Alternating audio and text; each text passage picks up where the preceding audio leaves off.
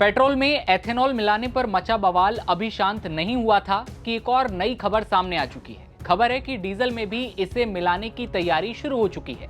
केंद्रीय परिवहन मंत्री नितिन गडकरी ने कहा है कि पेट्रोल के बाद अब डीजल में भी 15% एथेनॉल मिलाया जाएगा। वीडियो में जानेंगे गडकरी ने आगे क्या कुछ कहा, इसके फायदे भी हो सकते हैं क्या, और एथेनॉल को सीधे डीजल के साथ नहीं मिलाया जा सकता तो कौन सी प्रोसेस है जिसके तहत इसे मिलाया जाएगा, कितनी मात्रा में डीजल के साथ मिलाया जाएगा, सब कुछ जानेंगे। नमस्ते, नवभारत टाइम्स आप देख रहे हैं, आपके साथ मैं दिव्यांशु राठौर। भारत अपने बायोफ्यूल ट्रांजिशन यानी कि बायोफ्यूल अपनाने की प्रक्रिया के अगले चरण की तैयारी में है। इसके तहत डीजल में 15% तक आइसोब्यूटेनॉल मिलाने का प्लान है।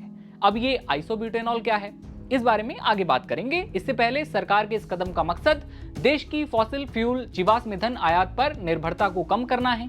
केंद्रीय सड़क परिवहन और राजमार्ग मंत्री नितिन गडकरी ने यह जानकारी दी।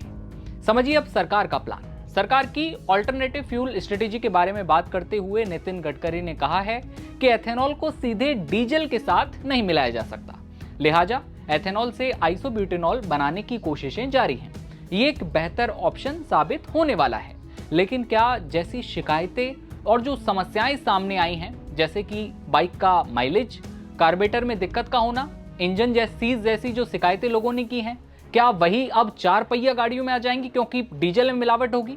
इसके जवाब में नितिन गडकरी ने कहा कि एथेनॉल से वाहनों को कोई दिक्कत नहीं होती और इससे अर्थव्यवस्था पर आयात का दबाव कम होता है।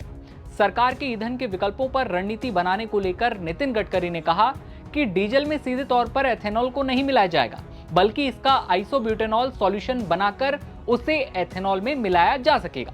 ये प्रोसेस पूरी तरह से तकनीकी रूप से परीक्षण से गुजर चुकी है और एथेनॉल को पहले आइसोब्यूटेनॉल में परिवर्तित करने के बाद ही उसे डीजल में मिलाया जाएगा, यानी कि सीधे बिल्कुल नहीं। लेकिन अब सवाल यह है कि इसे कितनी मात्रा में डीजल मिलाया जाएगा। तो शुरुआती तौर पर डीजल में 15% आइसोब्यूटेनॉल को मिक्स किया जाएगा। यह भारत के ऊर्जा क्षेत्र में आत्मनिर्भरता की ओर बढ़ने और ट्रांसपोर्टेशन में क्लीन एनर्जी को शामिल करने की तरफ बड़ा कदम होगा। केंद्रीय परिवहन मंत्री नितिन गडकरी ने कहा कि डीजल में आइसोब्यूटेनॉल, जो कि एथेनॉल का ही एक रूप है, इसे मिलाने को लेकर चल रही टेस्टिंग के नतीजे काफी अच्छे आए हैं। इसका पायलट प्रोजेक्ट काफी सफल रहा और अब इसे ग्राउंड लेवल पर मिलाने की तैयारी है।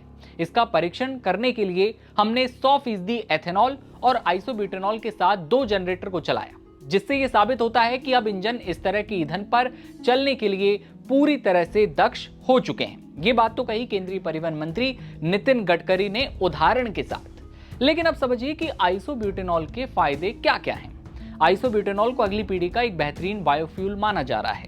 कारण यह कि इसकी एनर्जी डेंसिटी ज्यादा होती है। ये इंजन के साथ बेहतर ढंग से काम करता है, कई पारंपरिक बायोफ्यूल की तुलना में कम उत्सर्जन भी करता है। लेकिन ग्राउंड लेवल पर बात करें, ये सरकार की बात हो गई। ग्राउंड लेवल पर अगर बात की जाए तो लोगों को जब एथेनॉल को लेकर पेट्रोल की बात आई तो लोगों को काफी समस्याओं का सामना करना पड़ा। सोशल मीडिया पर लोग अपना गुस्सा जाहिर कर रहे हैं कि भाई हमारा कार्बोरेटर खराब हुआ, इसकी वजह से इंजन सीज हो गया है, माइलेज जो है 50-55 से सीधे 25 पर आकर अटक गया है। ऐसे उदाहरण सामने आ रहे हैं, लेकिन हम इसकी पुष्टि नहीं करते। सरकार ने जो कुछ कहा वो आपके सामने है। अब डीजल की बारी है, इसे लेकर आप क्या सोच रहे हैं ये आप कमेंट में बताइएगा। फिलहाल इस खबर में इतना ही। नमस्ते।